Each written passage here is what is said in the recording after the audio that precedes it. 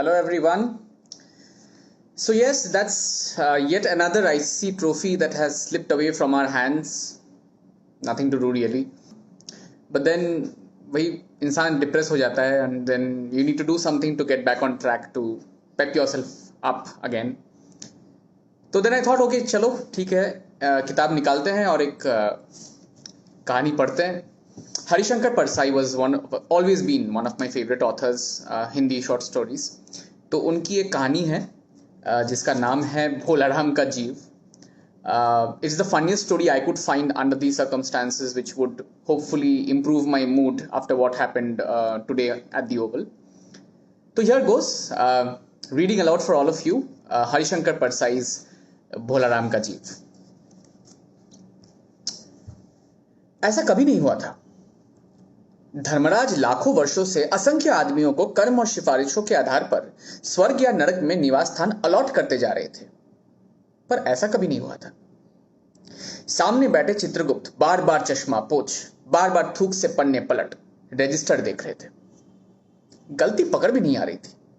आखिर उन्होंने खींचकर रजिस्टर इतने जोर से बंद किया कि मक्खी चपेट पे आ गई. उसे निकालते हुए बोले, महाराज, अरे रिकॉर्ड तो सब ठीक है. भोलाराम के जीव ने 5 ही दिन पहले देह त्यागी और यमदूत के साथ इस लोक के लिए रवाना भी हुआ, पर अभी तक यहां पहुंचा नहीं. धर्मराज ने पूछा, और वो दूत कहाँ है? महाराज, वो भी लापता है. उसी समय द्वार खुले और एक यमदूत बदहवास सा वहां आया. उसका मौलिक कुरूप चेहरा परिश्रम, परेशानी और भय के कारण और भी विकृत हो गया था. उसे देखते ही चित्रगुप्त चिल्ला उठे, अरे तू कहां रहा इतने दिन? भोलाराम का जीव कहां है? यमदूत हाथ जोड़कर बोला, दया निधान, मैं कैसे बतलाऊं कि क्या हो गया. आज तक मैंने धोखा नहीं खाया, पर इस बार भोलाराम का जीव मुझे चकमा दे गया. 5 दिन पहले जब जीव ने भोलाराम की देह त्यागी, तब मैंने उसे पकड़ लिया और इस लोक की यात्रा आरंभ की. नगर के बाहर जो ही मैं उसे लेकर एक तीव्र वायु तरंग पर सवार हुआ, त्यों ही वो मेरे चुंगल से छुटकर न जाने कहां गायब हो गया. इन 5 दिनों में मैंने सारा ब्रह्मांड छान मारा, पर उसका कहीं पता नहीं चला. धर्मराज क्रोध से बोले, मूर्ख, जीवों को लाते लाते बूढ़ा हो गया, फिर भी एक मामूली बूढ़े आदमी के जीव ने तुझे चकमा दे दिया. दूत ने सिर झुकाकर कहा, महाराज, मेरी सावधानी में बिल्कुल कसर नहीं थी. मेरे इन अभ्यस्त हाथों से अच्छे अच्छे अत्ते खान भी ना छूट सके, पर इस बार तो इंद्रजाल ही हो गया. चित्रगुप्त ने कहा, महाराज, आजकल पृथ्वी पर इस प्रकार का व्यापार बहुत चल रहा है. लोग दोस्तों को फल भेजते हैं और वे रास्ते में ही रेलवे वाले उड़ा लेते हैं. होजरी के पार्सलों में मोजे रेलवे अफसर पहनते हैं. मालगाड़ी के डिब्बे रास्ते में कट जाते हैं. एक बात और हो रही है, राजनीतिक दलों के नेता विरोधी नेता को उड़कर कहीं बंद कर देते हैं. कहीं भोलाराम के जीव को भी किसी विरोधी ने मरने के बाद भी खराबी करने के लिए नहीं उड़ा दिया. धर्मराज ने व्यंग से चित्रगुप्त की ओर देखते हुए कहा, तुम्हारी भी रिटायर होने की उम्र आ गई है. भला भोलाराम जैसे नगण्य दीन आदमी से किसी को क्या लेना देना. इसी समय कहीं से घूमते घामते नारद मुनि वहां आ पहुंचे. धर्मराज को गुमसुम बैठा हुए देखते हुए बोले, क्यों धर्मराज, कैसे चिंतित बैठे हैं? क्या नरक में निवास स्थान की समस्या अभी हल नहीं हुई? धर्मराज ने कहा, अरे वो समस्या तो कभी की हल हो चुकी है मुनिवर. नरक में पिछले सालों में बड़े गुणी कारीगर आए थे. कई इमारतों के ठेकेदार हैं जिन्होंने पूरे पैसे लेकर रद्दी इमारतें बनाई. बड़े बड़े इंजीनियर आ गए हैं जिन्होंने ठेकेदारों से मिलकर भारत की पंचवर्षीय योजनाओं का पैसा खाया. ओवरसियर है जिन्होंने इन मजदूरों की हाजिरी भरकर पैसा हड़पा जो कभी काम पर गए ही नहीं. इन्होंने बहुत जल्दी नरक में कई इमारतें टांग दी हैं. यह समस्या तो हल होगी. भोलाराम नाम का एक आदमी की 5 दिन पहले मृत्यु हुई. उसके जीव को यह दूत यहां ला रहा था कि जीव उसे रास्ते में चकमा देकर भाग गया. इसने सारा ब्रह्मांड छान डाला, पर वो कहीं नहीं मिला. अगर ऐसे होने लगा तो पाप पुण्य का भेद ही तो मिट जाएगा. आप बताइए. नारद ने पूछा, अच्छा एक बात बताइए, उस पर इनकम टैक्स तो बकाया नहीं था ना? हो सकता है कि उन लोगों ने रोक लिया हो. चित्रगुप्त ने कहा, अरे भाई, इनकम होती तो टैक्स होता, भूख मरा था। नारद बोले, मामला बड़ा दिलचस्प है। अच्छा, उसका नाम पता तो बताओ, मैं जरा पृथ्वी से होके आता हूं। चित्रगुप्त ने रजिस्टर देखकर बतलाया, भोलाराम नाम था उसका। जबलपुर शहर के धमापुर मोहल्ले में नाले के किनारे एक 1.5 कमरे के टूटे फूटे मकान में वो परिवार समेत रहता था। उसकी एक स्त्री थी, 2 लड़के और एक लड़की। उम्र लगभग 65 साल। सरकारी नौकर था, 5 साल पहले ही रिटायर हुआ था। मकान का किराया उसने 1 साल से नहीं दिया था, इसलिए मकान मालिक उसे निकालना चाहता था। इतने में भोलाराम ने संसारी छोड़ दिया। आज 5वां दिन है। बहुत संभव है कि अगर मकान मालिक वास्तविक मकान मालिक है तो उसने भोलाराम के मरते ही परिवार को निकाल दिया होगा। इसलिए आपको परिवार की तलाश में काफी घूमना पड़ेगा। मां बेटी के सम्मिलित क्रंदन से ही नारद भोलाराम का मकान पहचान गए। द्वार पर जाकर उन्होंने आवाज लगाई, नारायण नारायण। लड़की ने देखकर कहा, अरे आगे जाओ महाराज। नारद ने कहा, अरे मुझे भिक्षा नहीं चाहिए यार, मुझे भोलाराम के बारे में पूछताछ करनी है। अपनी मां को जरा बाहर भेजो बेटी। भोलाराम की पत्नी बाहर आई। नारद ने कहा, माता, भोलाराम को क्या बीमारी थी? अरे क्या बताओ, गरीबी की बीमारी थी। 5 साल हो गए पेंशन पर बैठे, पर पेंशन अभी तक नहीं मिली। हर 10-15 दिन में एक दरख्वास्त देते थे, पर वहां से यहां तो जवाब ही नहीं आता था, और आता तो यही कि तुम्हारे पेंशन के मामले पर विचार हो रहा है। इन 5 सालों में मेरे सब गहने बेचकर हम लोग खा गए, फिर बर्तन बिके, अब कुछ नहीं बचा था। फाके होने लगे थे। चिंता में घुलते घुलते और मरते मरते उन्होंने दम तोड़ दिया। नारद ने कहा, क्या करोगी मां, उनकी इतनी ही उम्र थी। अरे ऐसा तो मत कहो महाराज, उम्र तो बहुत थी। 50-60 रुपया महीना पेंशन मिलती तो कहीं कुछ और काम करके गुजारा हो जाता, पर क्या करे, 5 साल नौकरी से बैठे हो गए और अभी तक एक कौड़ी नहीं मिली। दुख की कथा सुनने की फुर्सत नारद को बिल्कुल नहीं थी। वो अपने मुद्दे पे आए।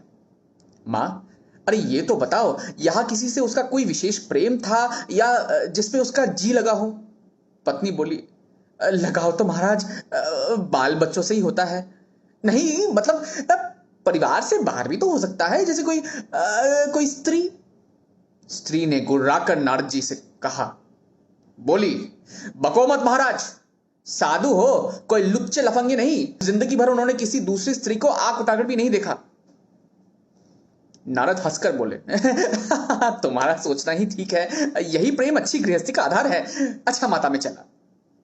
व्यंग समझने की असमर्थता ने नारद को सती के क्रोध की ज्वाला से बचा लिया।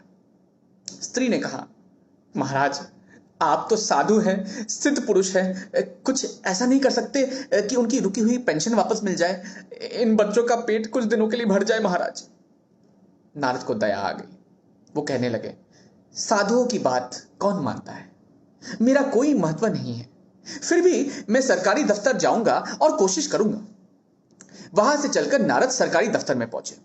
वहां पहले बाबू ने उनको ध्यानपूर्वक देखा और बोला, भोलाराम ने दरख्वास्तें तो भेजी थी साहब, पर उन पर वजन नहीं रखा था, इसलिए कहीं उड़ गई होंगी।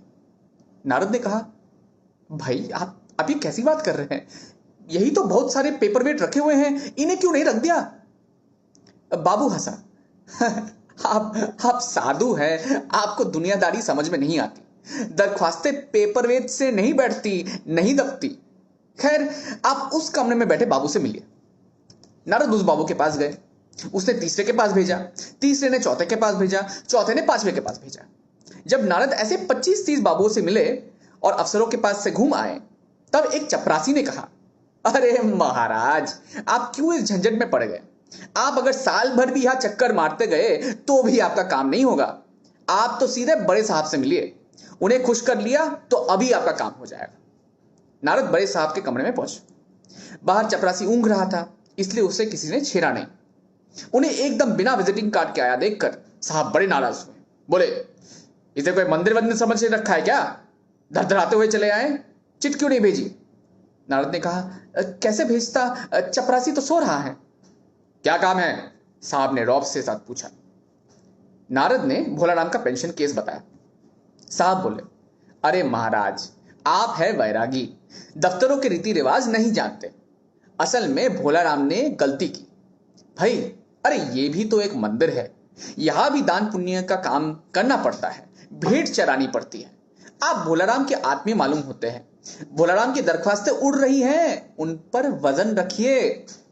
नारद ने सोचा, फिर यहां वही वजन वाली बात आ गई। साहब बोले, भाई सरकारी पैसे का मामला है, पेंशन का केस 20 दफ्तरों में जाता है, देर लग जाती है, हजारों बार एक ही बात को 1000 जगह लिखनी पड़ती है, तब जाके पक्की होती है। जितनी पेंशन मिलती है उतनी कीमत की स्टेशनरी लग जाती है भाई। हाँ, जल्दी भी हो सकती है, मगर। साहब रुके। नारद ने कहा, मगर क्या?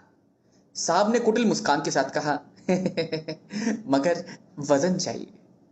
आप समझे नहीं, जैसे कि आपकी ये सुंदर वीणा है, उसका भी वजन भोलाराम की दरख्वास्त पर रखा जा सकता है।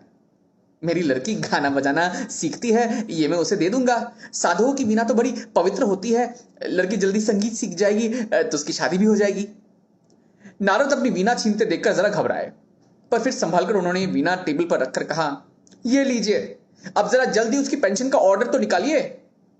साहब ने प्रसन्नता से उन्हें कुर्सी दी, वीणा को एक कोने में रखा और घंटी बजाई। चपरासी हाजिर हुआ। साहब ने हुक्म दिया, बड़े बाबू से भोलाराम के केस की फाइल लाओ। चपरासी 2 फाइलें लेकर आया। बोला, साहब किस केस की? नारद ने समझा कि चपरासी कुछ ऊंचा सुनता है, इसलिए जोर से बोले, भोलाराम। सहसा एक फाइल में से एक आवाज आई, कौन पुकार रहा है मुझे? पोस्टमैन है क्या? पेंशन का ऑर्डर आ गया। साहब डरकर डरकर कुर्सी पर लुढ़क गए। नारद भी चौंके, पर दूसरे ही क्षण बात समझ गए। बोले, भोलाराम, तुम क्या भोलाराम के जीव हो? हां, आवाज आई। नारद ने कहा, मैं नारद हूं, मैं तुम्हें लेने आया हूं, चलो स्वर्ग में तुम्हारा इंतजार हो रहा है। आवाज आई, मुझे नहीं जाना, मैं तो पेंशनों की दरख्वास्तों में अटका हूं, मेरा यही मन लगा हुआ है, मैं अपने दरख्वास्तें छोड़कर नहीं जा सकता। So that is the short story Bholanam Ka Jeev by Harishankar Parsai. So yes, I hope this story managed to entertain you even a little bit. Looking forward to meet you again with some other story. Till then, God bless. Tata. Goodbye.